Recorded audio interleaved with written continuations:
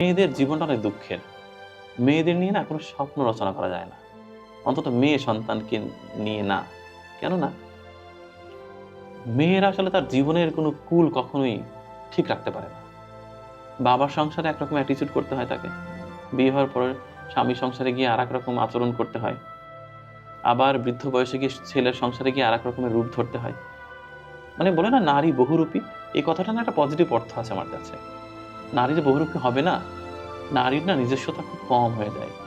সমাজটা এরকম যে নারীকে বারবার মানে স্রোতের মধ্যে ঠেলে দেওয়া হয়। নারীকে অনেক কিছু সইতে হয় এই জীবনে। আমার মাকে যেমন সইতে হয়েছে। তো নারীর জীবনটা আসলে খুব বেশি যে স্মুথ এরকম বলা যাবে না।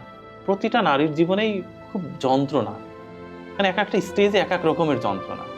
এই যন্ত্রণার কোনো সীমারেখা নেই। আমার তো মনে হয় প্রত্যেকটি নারী আসলে যন্ত্রণার মানে একেবারে বিশাল বড় একটা গোডাউন তৈরি করে রেখেছে হৃদয়ের ভিতরে। খুলে দিলে পৃথিবী প্লাবন হয়ে যাবে।